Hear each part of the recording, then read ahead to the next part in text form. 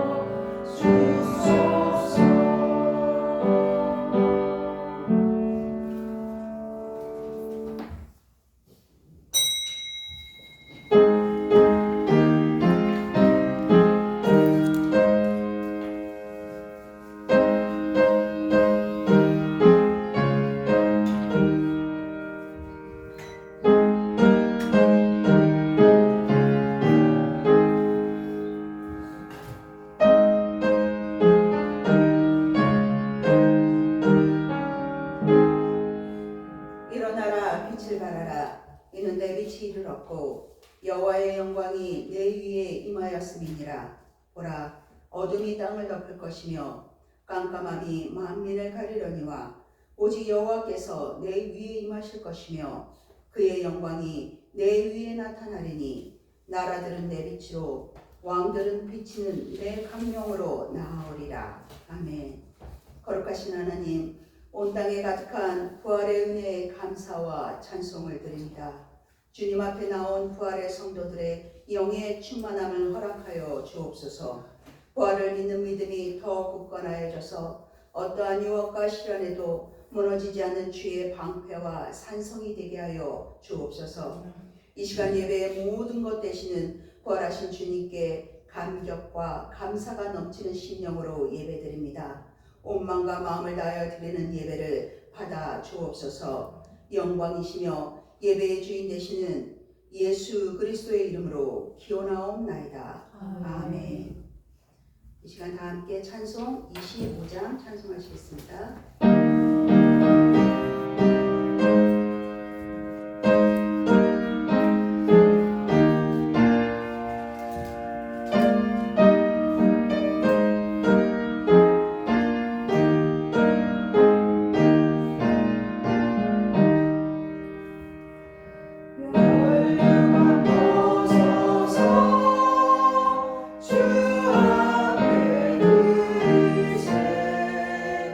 주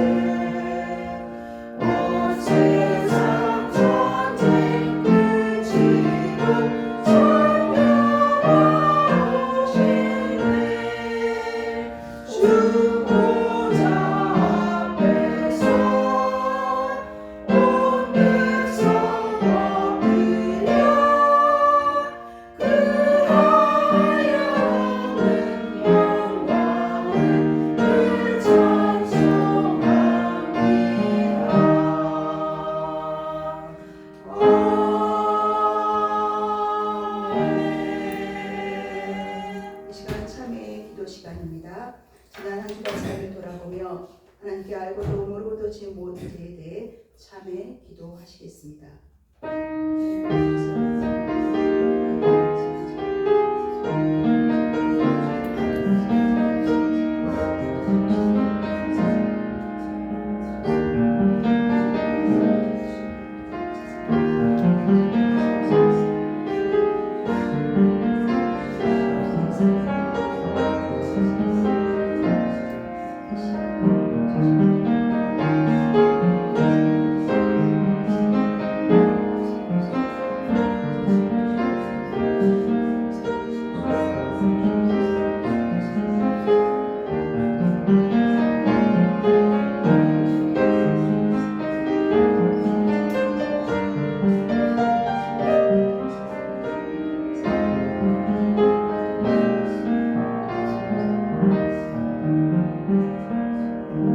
여호와께서 말씀하시되 오라 우리가 서로 변론하자. 너희의 죄가 주홍 같을지라도 눈과 같이 희어질 것이요 진홍같이 붉을지라도 양털같이 희게 되리라. 아멘. 사도신경함으로써 우리의 신앙을 하나님 아버지께 고백하겠습니다. 나는 전능하신 아버지 하나님 천지의 창조주를 믿습니다. 나는 그의 유일하신 아들 우리 주 예수 그리스도를 믿습니다.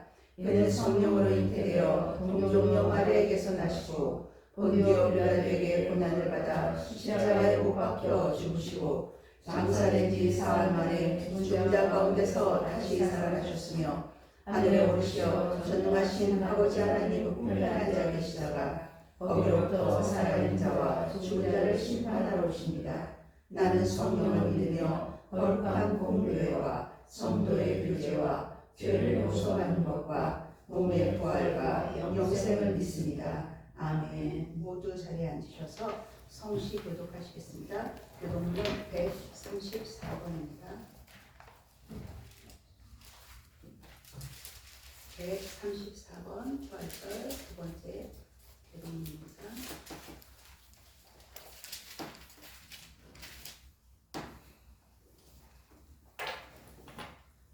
찾으셨으면 교독하시겠습니다. 내가 받은 것을 먼저 너희에게 전하였노니 이는 성경대로 그리스도께서 우리 죄를 위하여 죽으시고 장사하신 바 되셨다가 성경대로 사흘 만에 다시 살아나사 개바에게 보이시고 후에 12제자에게와 그 후에 500여 형제에게 일시에 보이셨나니 그중에 지금까지 대다수는 살아있고 어떤 사람은 잠들었으며 그 외에 여러분에게 보이셨으며 그 후에 모든 사도에게와 맨 나중에 만삭되지 못하여 난 자 같은 내게도 보이셨느니라. 그리스도께서 만일 다시 살아나지 못하였으면 우리가 전파하는 것도 헛것이요 너희 믿음도 헛것이며 만일 그리스도 안에서 우리가 바라는 것이 다만 이 세상의 삶뿐이면 모든 사람 가운데 우리가 더욱 불쌍한 자이리라. 그러나 이제 그리스도께서 죽은 자 가운데서 다시 살아나사 잠자는 자들의 첫 열매가 되셨도다. 아멘. 찬송 184장입니다. 384장입니다.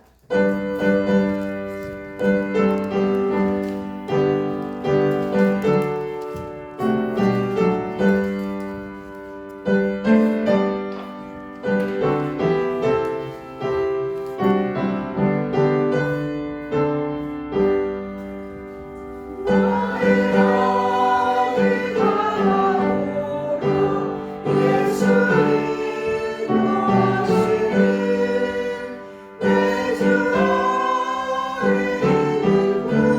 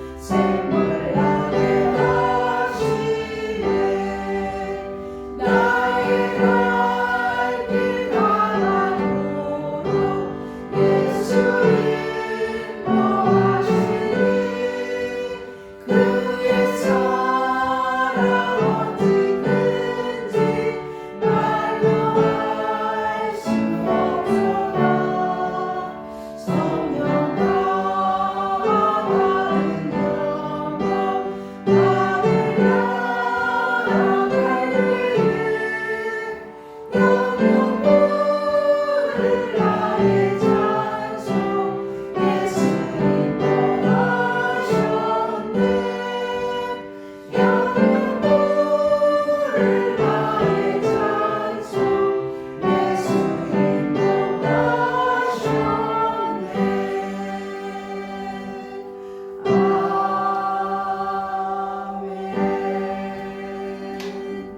이 시간 신명영 집사님 예배를 위해 기도 인도해 주시겠습니다.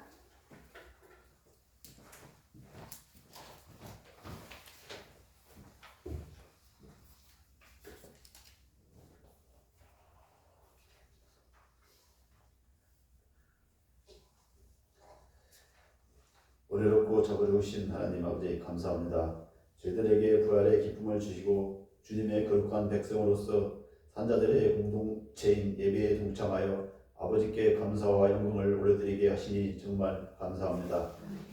지난 한 주간에도 주님의 은혜로 지켜주시고 우리 삶 가운데 함께하여 주심에 찬양과 영광을 올려드립니다. 아버지 하나님, 이 시간 우리들의 마음과 생각을 온전히 하나님 앞에 내려놓습니다. 세상의 삶을 살다 지은 죄와 연약함을 주님 앞에 고백하오니 긍휼히 여기시고 용서하여 주시옵소서. 주님의 십자가 보혈로 덮어 주시옵고 말씀으로 깨끗하고 정결하게 하여 주시옵소서. 하나님, 이 나라 이 땅을 기억하여 주시고 주님의 자비와 긍휼이 함께 하시길 간구합니다. 대통령 선거를 앞두고 있습니다. 대한민국을 진심으로 이해하고 국민들을 사랑하여 이 나라를 진실된 마음으로 섬기고 나라 안팎의 모든 문제들을 잘 해결하는 지도자가 선출될 수 있도록 도와주시옵소서.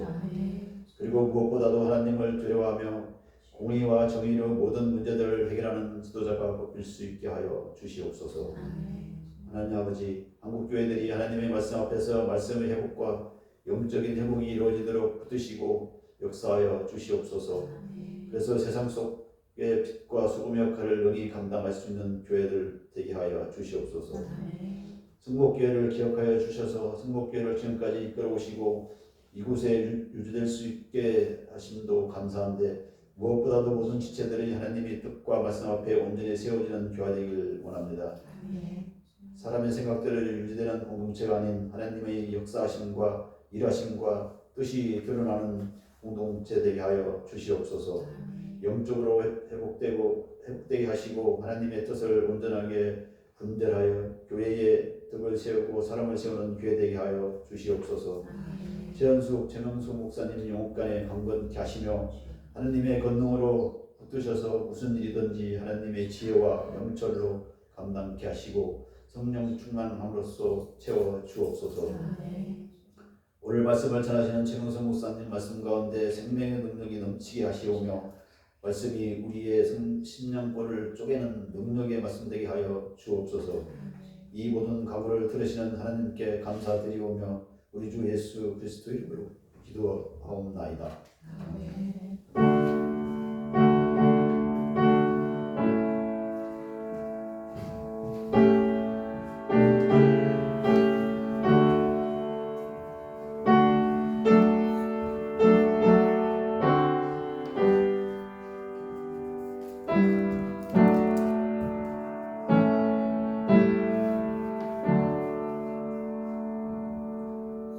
이 시간 우리에게 주신 말씀은 신약성경 사도행전 9장 10절로 19절 말씀입니다. 사도행전 9장 10절에서 19절까지의 말씀입니다. 찾으셨으면 교독하겠습니다. 그때 다메섹에 아나니아라 하는 제자가 있더니 주께서 환상 중에 불러 이르시되 아나니아야 하시거늘 대답하되 주여 내가 여기 있나이다 하니 주께서 이르시되 일어나 집가라 하는 거리로 가서 유다의 집에서 다섯 사람 사울이라 하는 사람을 찾으라. 그가 기도하는 중이니라. 그가 아나니아라 하는 사람이 들어와서 자기에게 안수하여 다시 보게 하는 것을 보았느니라 하시거늘 아나니아가 대답하되 주여 이 사람에 대하여 내가 여러 사람에게 듣사온즉 그가 예루살렘에서 주의 성도에게 적지 않은 해를 끼쳤다 하니 여기서도 주의 이름을 부르는 모든 사람을 결박할 권한을 대제사장들에게서 받았나이다 하거늘 주께서 이르시되 가라 이 사람은 내 이름을 이방인과 임금들과 이스라엘 자손들에게 전하기 위하여 택한 나의 그릇이라. 그가 내 이름을 위하여 얼마나 고난을 받아야 할 것을 내가 그에게 보이리라 하시니 아나니아가 떠나 그 집에 들어가서 그에게 안수하여 이르되 형제 사울아 주 곧 내가 오는 길에서 나타나셨던 예수께서 나를 보내어 너로 다시 오게 명하시고 성령으로 충만하게 하시다 하니 즉시 사울의 눈에서 비늘 같은 것이 벗어져 다시 보게 된지라 일어나 세례를 받고 음식을 먹음에 강만하여지니라. 아멘. 이 시간 장로인 장로님 나오셔서 찬송 171장입니다. 1절 흡주하시고 2, 3절은 함께 찬양하시겠습니다. 171장입니다.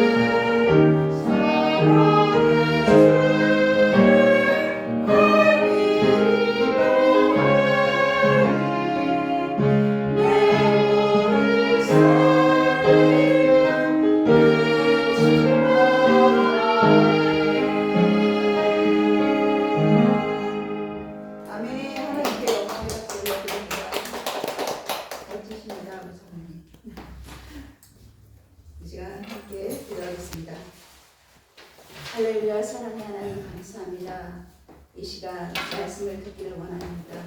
전하는 자나 듣는 자나 모두 성령의 임재하심과 성령의 도우심으로 하나님의 말씀의 깊이를 더하시고 그 말씀이 온전히 새겨짐으로 믿음을 더하는 귀한 아버지와 삶의 자리가 되는 귀한 복된 시간 되게 역사하여 주시옵소서. 우리 구주 예수 그리스도 이름으로 기도드립니다. 아멘.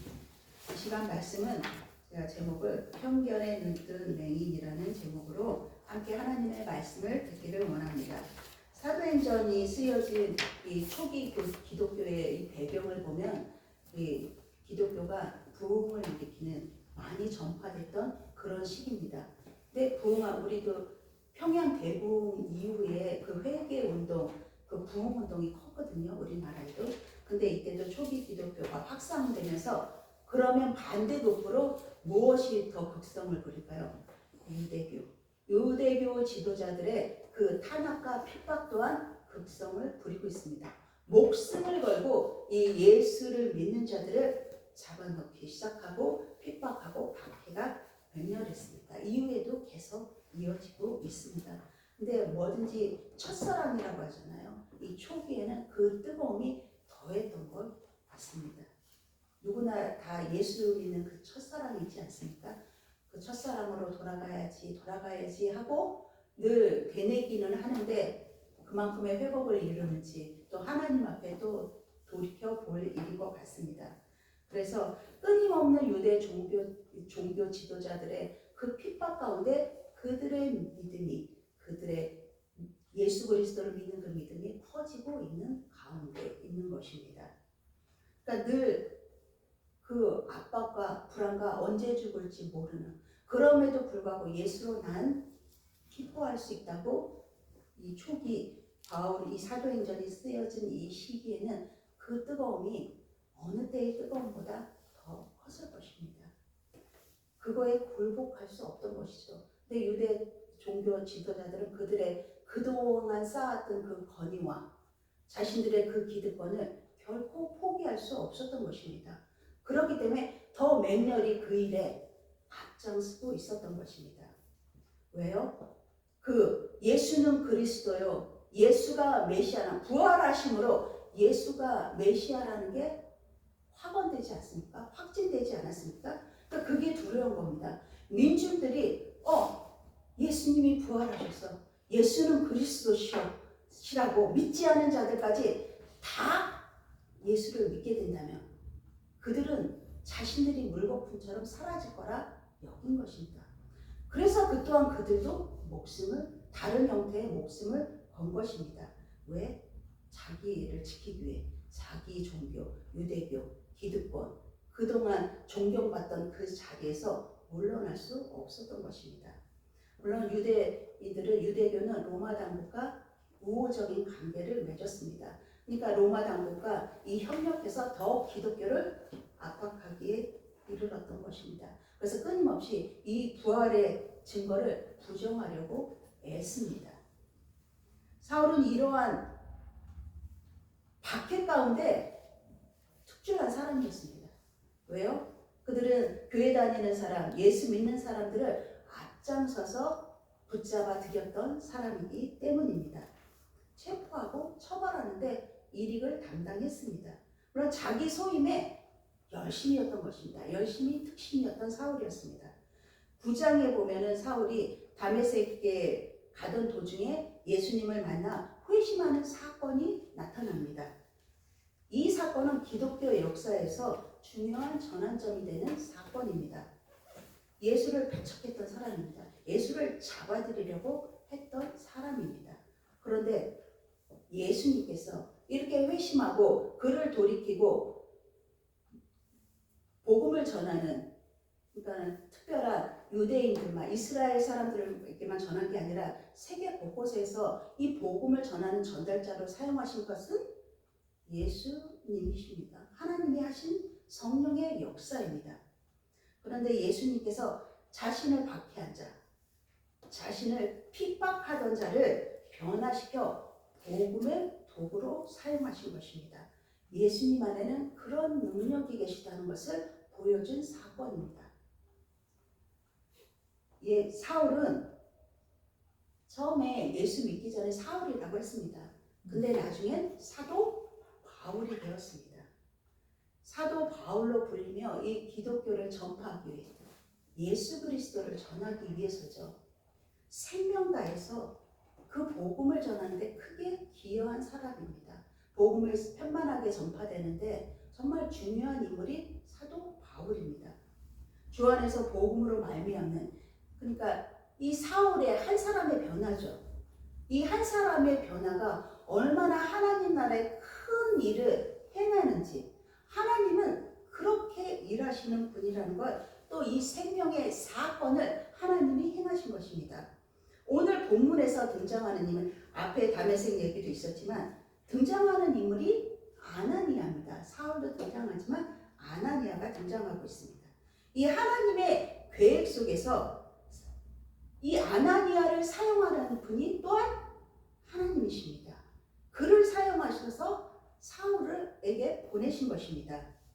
그런데 이 아나니아의 마음에는 어떤 마음이 있을까요? 사울을 생각만 해도 소문을 듣고 알고 아마 봤을 것입니다. 그가 어떤 일을 했는지, 어떤 사람이었는지 그 안에 두려움이 있겠죠. 그전에는 이 사람한테 걸리면 나도 잡혀 들어가. 이 마음에 두려움이 컸을 것입니다. 보고 싶지도 않을 것입니다. 마주치면 안 되는 그런 존재였습니다.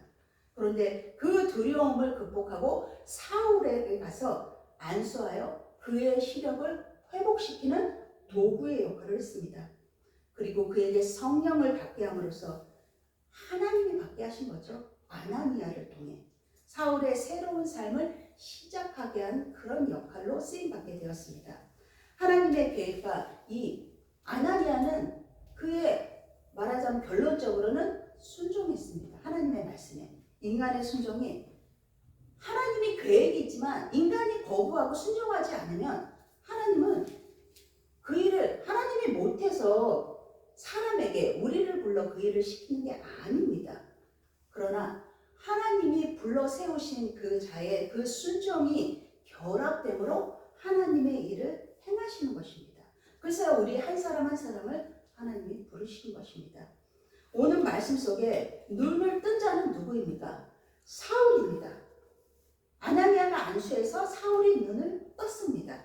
그러나 비단 사울만이 눈뜬 자일까요? 이방인과 믿지 않는 자에 대한 이 편견은 누구에게도 있나요? 아나니아에게도 있습니다. 근데 아나니아의 뜻은 하나님은 은혜로우시다라는 이름의 뜻을 갖고 있습니다. 결국 그 이름대로 삽니다. 아나니아는 그 편견을 가진 아나니아를 향해 예수님은 먼저 일하셨습니다. 두 사람 다 선천적인 맹인이 아닌 것은 말씀을 읽어보신 분들은 다 아실 것입니다. 그런데 여기서 한 가지 짚고 넘어가야 할 것은, 여러분은 편견에 대해서 어떻게 생각하시나요? 이 국어사전을 찾아보면 편견은 공정하지 못하고 한쪽으로 치우친 것을 편견이라고 합니다. 그러니까 그런 말 있죠. 색안경을 꼈다, 그런 말을 쓰잖아요. 누군가를 보면은 그 사람에 대해서 알기도 전에 편견을 가지고 색안경을 끼고 그 사람을 이미 판단해 놓고 어떨 때는 제쳐놓기도 합니다. 그것이 편견으로 부정적으로 쓰입니다. 우리 안에도 다 편견이 가지고 있습니다. 그런데 여러분, 편견은 부정적이기만 한 것이 아니라 긍정적인 역할도 합니다. 그래서 제가 편견에 대해서 찾아보면, 그래, 내 안에도 편견이 있고 이 편견은 부정적인 것만은 아니구나 하고 이렇게 찾아보게 되었습니다. 어떤 경우에 이 긍정적인 편견의 효과가 나타나느냐? 우리는 공동체 생활을 합니다. 공동체 안에서 뭔가를 결정할 때 지지부진하게 이게 흘러갈 때가 있습니다. 그런데 나의 경험, 제게 직관적인 그런 경험과 느낌이 있지 않습니까? 그럴 때 내놓습니다. 그 의견을. 그러면 공동체에서 바로 그걸로 결정할 수 있는, 그게 또한 편견의 긍정적인 효과입니다. 그래서 효율적인 해결책을 공동체에 제시하는 겁니다. 그리고 또 어떤 경우가 있냐? 여러분들이 늘 아는 것만 가는 건 아닙니다. 낯선 곳에 갈 때도 있고 뭐 어둡고 깜깜한 길을 갈 때 어떤 마음으로 가시죠? 조심해야겠다. 뭐가 튀어나올지 모르니까 이거는 좀 여기는 불안하네 하고 긴장하게 되죠.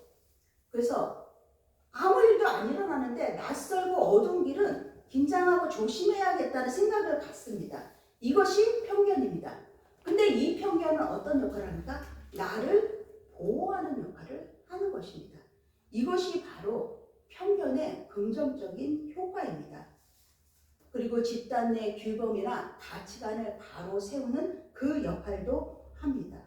누가 뭐래도 나는 공동체에서 이런 규칙은 꼭 지켜야 돼. 이것도 편견이거든요.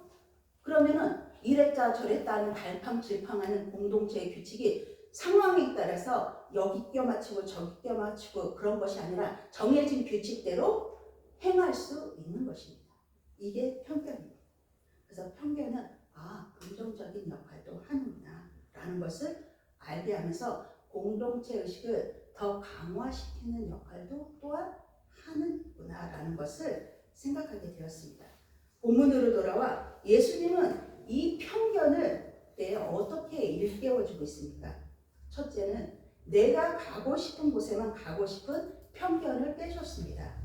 여러분, 우리는 하나님의 명령이면은 어디든 가야 합니다. 내 상황, 내 처지, 내 형편이 아니라 하나님이 원하시는 곳은 가야 하는 것입니다.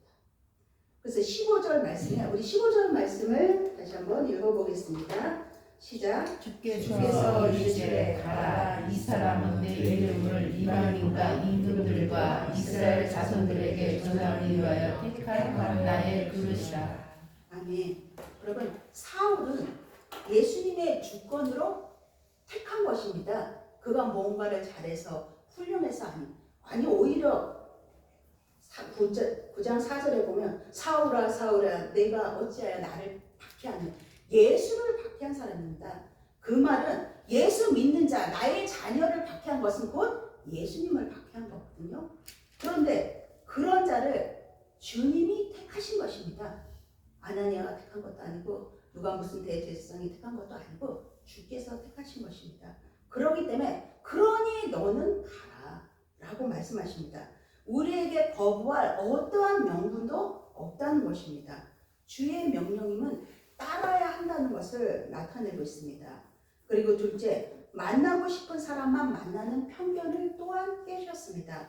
우리 13, 14절을 함께 읽어보겠습니다. 시작. 아나니아가 대답하되 주여 이 사람에 대하여 내가 여러 사람에게 듣사온즉 그가 예루살렘에서 주의 성도에게 적지 않은 해를 끼쳤다 하더니 여기서도 주의 이름을 부르는 모든 사람을 결박할 권한을 제사장에게서 받았나이다 하거늘. 아멘. 사울은 아나니아가 가진 편견이 뭔가요? 9장 1절, 2절에도 나타납니다. 그는 위협과 살기가 등등한 사람이었고 2절에 보면은 예수 믿는 만나는 사람은 남녀를 막론하고 다 결박하여 끌고 오게 가두는 사람이었습니다. 이 말을 들어보면은 아나니아, 어쩌면 아나니아가 우리 모습이기도 합니다. 나에게는 가지 않을 합당한 이유가 있습니다. 그 얘기를 또 하고 있지 않습니까? 13절에도 그 원수에게 가고 싶지 않아. 더군다나 그냥 일반 아는 사람이 아니라 나의 원수예요. 나의 원수에게 가지 않을 타당한 이유가 나에게 명백히 있음을 말하고 있습니다. 그 원수를 하나님 구원하지 않아도 돼요. 원수잖아요. 예수를 박해야 예수 믿는 자를 잡아 끌어들인 죽이는 그 원수를 왜 구원하십니까? 라고 묻는 겁니다. 그 사람이 앞을 못 보고 있다니 얼마나 다행입니까? 보이는 족족 끌고 갔는데 앞을 못 본다니 그 사람이 적어도 그 일은 하지 않을 것 아닙니까? 라고 아나니아가 묻고 있는 겁니다. 하나님께 따져 묻고 있는 것입니다. 그러나 여러분, 원수일지라도 그 또한 하나님의 구원의 대상임을 온 마음으로 받아들여야 하는 것입니다. 원수라도 형제가 될 수 있음을 받아들이는 것입니다. 그리하여 마침내 17절에 상반절에 중간에 형제 사울아라고 라는 말이 나옵니다.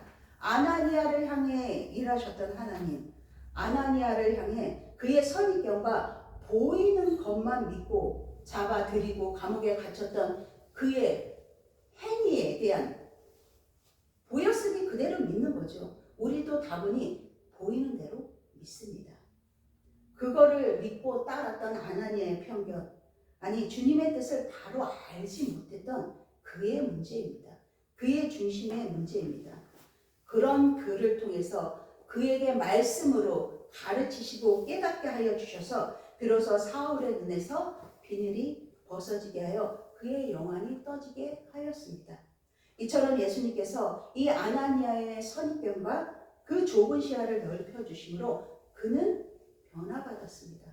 변화받지 않은 채 사울에게 보내지 않으실 하나님이십니다. 그래서 사도행전 22장에 보면 아나니아는 율법에 따라 경건한 사람으로 모든 유대인에게 칭찬받는 자가 된 것입니다. 누구 때문에요? 예수님 때문입니다. 그는 사울에게 복음을 전하고 성령 세례를 통해 죄 씻음 받을 것을 촉구하며 그의 새로운 삶을 시작하도록 도왔습니다. 아나니아의 눈 또한 그래서 비로소 떠진 겁니다. 그는 육신의 눈은 분명히 보는 자였으나 그도 영적인 맹인이었던 것입니다. 주님은 사울이라는 예수 믿는 자를 핍박했던 자를 도구 삼아 그를 만지신 것이며 예수의 사람으로 세우신 것입니다. 이처럼 그의 이야기는 순종과 믿음의 중요성을 우리에게 다시금 새기게 하십니다. 하나님께서 그의 계획을, 당신의 계획을 이루시기 위해 사람을 어떻게 사용하시는지를 보여주고 계십니다. 예수님은 교회 다니는 자는 모두 원수라 여겨. 사울의 입장에서는 원수였죠. 믿는 자들이. 여기 진리를 알지 못했던 그 사울의 비닐은 그의 편견을 깨셨고 율법이면 다라 여겼습니다. 율법을 맹신했고 열심히 출중하게 따른 자였습니다. 모범생이었습니다. 그에게 나는 부활한 예수라 하시며 사울에게 말씀하셨습니다. 예수님의 주되심을 친히 가르쳐 주셨습니다. 이전에는 사울도 보는 자였습니다. 육신의 눈이 명백히 떠있던 자였습니다. 그러나 더 이상 그가 보았던 것은 보는 게 아니었습니다. 주로 말미암아 비로소 눈이 떠지게 하신 후 하나님을 담은 그 전에 율법을 담고 자신의 열심을 담고 자신이 믿고 맹종했던 그 율법을 꼭꼭 가득가득 쌓아놓던 그 자리에 비고 빈 마음으로 하나님을 담는 그릇이 된 것입니다. 그 뒤 사울은 31절에 오직 주를 경외함과 성령의 도우심과 성령의 함께하심으로 다만 예수는 하나님의 아들이심을 전파하였습니다. 예수님은 아나니아를 통해 단순히 육신의 시력을 회복시킨 것뿐만 아니라 그의 영적 시야를 열어주는 역할로 아나니아를 사용하셨습니다. 우리도 하나님 그렇게 사용하십니다. 그는 사울에게 세례를 베풀고 죄 씻음을 통해 새로운 삶을 시작하도록 하셨습니다. 아나니아와 사울은 모두 그들이 그 안에서 역동해가지고 스스로 그렇게 한 게 아니라 모두 주님께서 만지시고 세우신 자들입니다. 우리도 이 자리에 온 것 같지만 하나님이 부르시고 하나님이 선택해서 부르시고 이 자리에 있게 하신 것은 오직 하나님이 하신 일입니다. 아나니아는 사울이라는 인물을 통해 다시 그도 거듭났습니다. 하나님 나라를 소유한 자가 되었고 사울은 아나니아를 통해 역사하신 그 하나님의 은혜로 예수 그리스도의 하나님의 사람이 된 것입니다. 하나님은 이처럼 한 사람을 통해 단 그 한 사람을 통해 또 다른 사람을 세우시는 일을 하는 것입니다. 지금도 계속하고 계십니다. 서로가 서로를 위해 그래서 하나 된 삶, 남을 나보다 낫게 여기라고 말씀하셨습니다. 그런 삶을 우리로 살기를 원하십니다. 이러한 경험은 바울이 유대인뿐만 아니라 이방인의 사도라고 이방인을 위해 복음을 전파했습니다. 그래서 모두에게 구분하지 않았습니다. 편견 없이 모두에게 전할 수 있었던 것은 이런 하나님의 깨닫게 하는 과정이 눈먼 상태에 있었기 때문입니다. 하나님의 은혜로 눈을 다시금 떴기 때문입니다.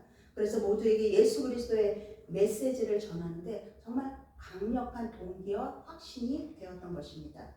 바울은 이후 그의 서신서들이 많죠. 사역에서 아나니아와 같은 믿음의 본보기를 자주 언급하면서 순종과 헌신의 중요성을 강조했습니다. 왜요? 본인이 안 하고 강조할 수는 없죠. 본인이 그런 삶을 살았습니다. 아나니아의 순종은 사울의 이 바울의 사역이 시작되는 데 있어 하나님의 계획을 이루는 중요한 연결고리가 그 또한 되었습니다. 이 이야기는 그래서 정말 작은 순종에는 작고 크고가 없습니다. 차별이 없으시죠. 그 작은 순종이 이처럼 큰 변화를 일으킬 수 있다는 것을 보여줍니다. 이후 바울은 다메섹과 예루살렘에서 복음을 전하며 차별 없이 유대인과 이방인 모두에게 예수님의 메시지, 곧 흔들림 없는 견고한 복음의 전달자가 되어 선교 여행을 많이 다니죠. 복음을 전 세계에 확장시켰습니다. 그 일을 위해 우리도 곳곳에 믿는 자들, 선교사님들이 많이 나가 계십니다.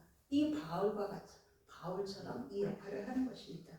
그의 메시지는 예수 그리스도의 복음과 구원의 은혜, 그리고 예수 그리스도의 죽음과 부활의 사건, 이것을 전하고 있습니다. 그리고 중요한 것, 믿음을 통한 의로움, 하나님의 은혜를 전한 것입니다. 그는 자신이 받은 그 은혜, 사랑, 몸소 몸으로 다 체득했습니다. 바울은 예수 그리스도의 살아있는 믿음, 죽은 믿음이 아닌 살아있는 믿음을 전하고 또 전하게 된 것입니다. 바울 사역은 초기 교회가 박해 가운데 있다고 말씀드렸습니다. 박해와 도전 속에서도 그 속에서도 성장합니다. 오히려 짓밟고 또 짓밟는데 살아나고 또 견고해지고 강합니다. 이것이 기독교의 역사입니다. 믿는 자들의 그 누구도 꺾을 수 없는 믿음입니다. 서로 더 단결하고 서로 더 돕고 서로 하나 되어 똘똘 뭉쳐 예수 그리스도 안에서 살았던 것입니다. 기독교가 정말 이런 정신, 이런 믿음이 기독교가 전 세계에 확산되는데 중요한 역할을 합니다. 사울이 바울이 되어 생명다한 이 복음을 전할 수 있었던 까닭은 바울이니까, 바울이라서 가능했던 것일까요? 여러분, 예수 그리스도의 영이 아니면 천하에 없는 사울이라도 바울이라도 그 역할 할 수 없습니다. 하나님의 영이 아니면 우리 모두도 맹인일 수밖에 없습니다. 마땅히 봐야 할 것을 보지 못하는 상태입니다. 그리고 꼭 교만과 나의 의로, 나 자신으로, 자기 사랑으로 가득 차 있고 남을 정죄하게 빠른 것이 바로 맹인 상태입니다. 편견을 멈추지 못하는 상태입니다. 그렇기 때문에 나의 편견을 버려야 하는 것은 예수님이 우리를 바라보시기에 어떻게 바라보실까요? 어떤 장벽도 없으십니다. 차별도 없으십니다. 그리고 우리를 사랑하심에 주님은 주저하심이 없으십니다. 죽기까지 우리를 사랑하셨습니다. 온전하심으로 우리를 사랑하셨기 때문입니다. 누군가를 향해 나는 믿음이 있다 하면서 의심하고 주저하고 나의 기준으로 사람을 분리하지는 않습니까? 그래서 우리는 날마다 야고보서 3장 17절에 위로부터 오는 지혜를 받아야 하는 것입니다. 우리 안에 편견을 깨부시고 나오면은 뭐가 없느냐? 타인이 없습니다. 무슨 말씀이냐면 예수 안에서 하나 되는 것입니다. 주님이 위에서부터 오는 지혜는 뭐라고 말씀하셨냐면 그분의 순결이요, 그분의 선함이요, 그분의 평화라고 말씀하셨습니다. 우리 안에 이것을 마땅히 담아야 한다는 것입니다. 그러기에 나와 상관없는 사람, 내 밖에 있는 사람이 있을 수가 없다는 것입니다. 주 안에서 한 형제자매라고 했습니다. 우리 피가 섞였습니까? 그런데 주 안에서 한 형제자매라고 합니다. 주님으로 말미암아 한 형제자매가 된 것입니다. 그런데 그 시작은 나부터입니다. 곧 내가 문제인 것이죠. 남이 문제인 것은 전혀 없습니다. 그 시작 외에 세상에 마음 쓸 일이 우리는 없다는 것입니다. 그런데 뭔가 시작하려고 하면 사실 이 통독 하나 하는 것도 막 분주하고 바쁘고 결단을 해도 작심삼일이라는 말도 있지 않습니까? 근데 뭔가를 시작하려고 하면 그 시작 앞에 놓여 있는 것이 이렇게 막 유혹하고 분주하게 하고 혼란하게 하는 일들이 많습니다. 그 하고자 하는 그 마음, 그 기운을 꺾어버릴 때가 많습니다. 아나니아가 왜 내가 원수를 왜 돌봐야 합니까? 라고 그 물음만 있다면, 그 안에 그 편견을 향한 그 물음만 있다면 그 편견의 눈먼자로 그는 영원히 그렇게 살 수밖에 없으며 영원히 주 안에서 한 형제가 될 수 없는 것입니다. 여러분, 세상의 빠름과 내 생각의 판단과 또 나름대로 속단을 내릴 때도 있죠.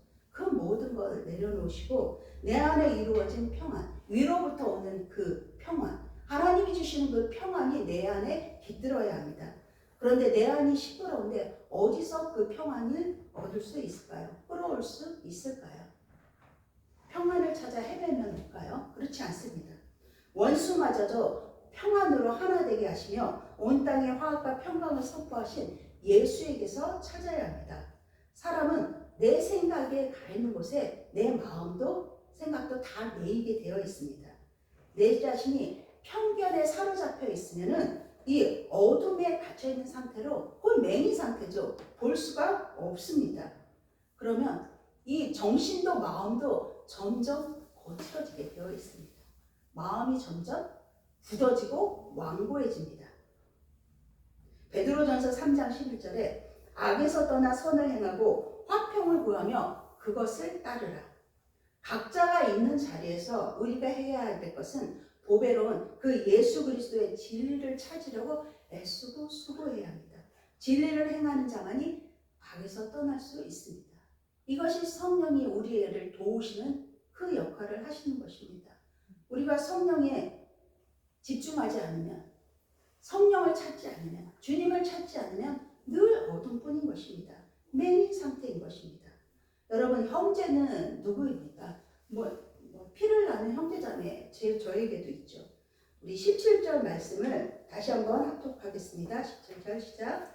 아나니아가 떠나 그 집에 들어가서 그에게 안수하여 이르되 형제 사울아 주 곧 내가 오는 길에 나타나셨던 예수께서 나를 보내어 너로 다시 보게 하시고 성령으로 충만하게 하신다 하니. 아나니아가 원수인 사울을 향해 형제 사울아 칭한 것은 그 또한 아나니아도 다시 보게 되었고, 이는 누구로 말미암아? 성령의 역사입니다. 말씀처럼 그 속에 차고 넘치는 성령 충만 때문입니다. 이전에 편견과 아집에 사로잡혔던 그가 더 이상 아닌 것입니다.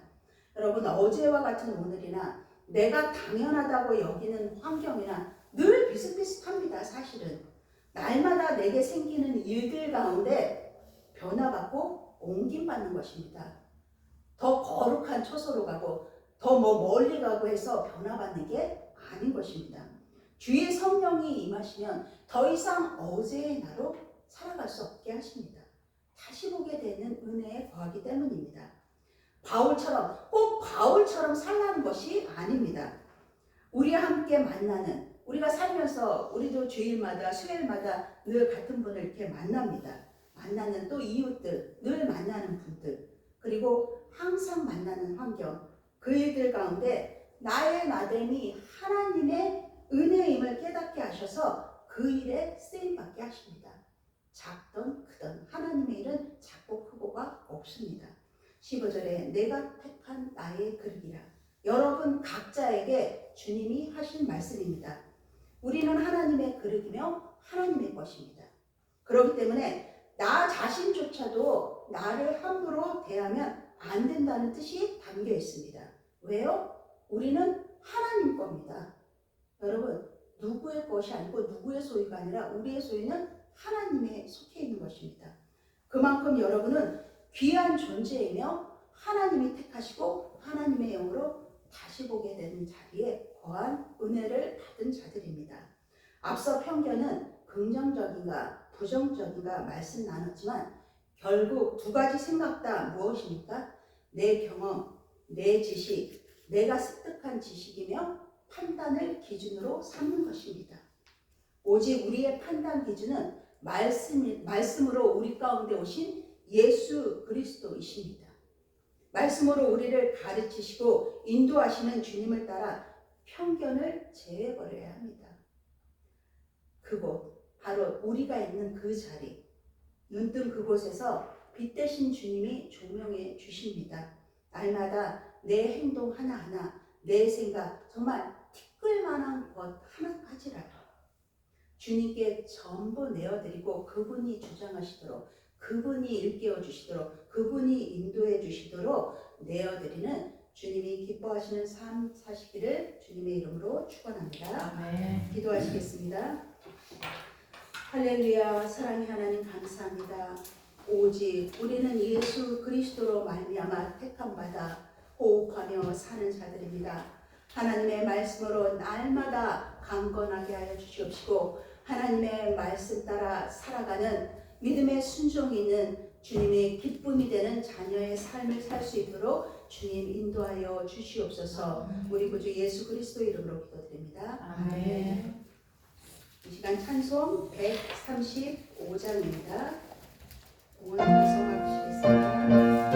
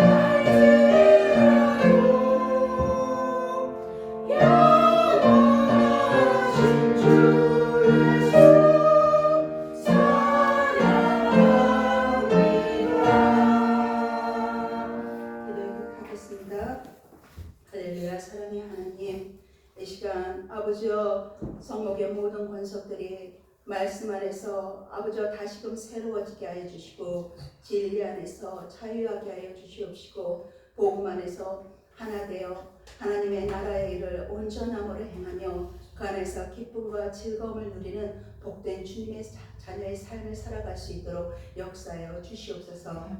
이 시간 감사와 감격함으로 우리의 아버지여 드릴 것 없으나 마음을 다하여 주님 앞에 봉헌합니다. 하나님, 이 물질이 쓰이는 곳마다 하나님의 나라가 확장되게 하여 주시고 먼저 그 나라와 의를 구하는 아버지 진리 가운데 온전히 서가는 주님의 자녀들이 되게 하여 주시옵소서. 이 자리에 없는 아버지 주님의 자녀들을 보살펴 주시옵시고 그들의 아버지 육을 보호하시고 영적인 충만함으로 그럼에도 불구하고 하나님의 은혜를 구하며 그 안에서 사랑으로 진리 안에서 정말 아버지 참된 자녀의 삶을 살아갈 수 있도록 성령님 지키시고 보호하여 주시옵소서. 우리 구주 예수 그리스도 이름으로 기도드립니다. 아멘.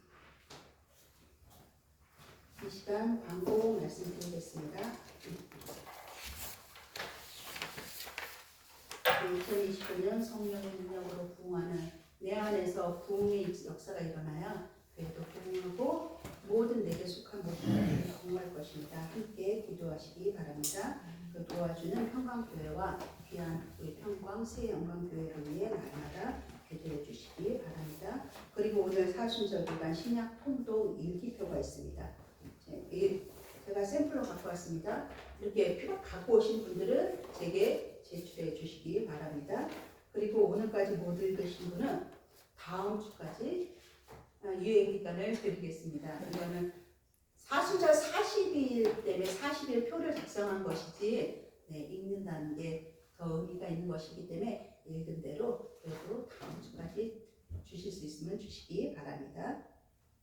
그 시상은 다음 주에 하도록 하겠습니다.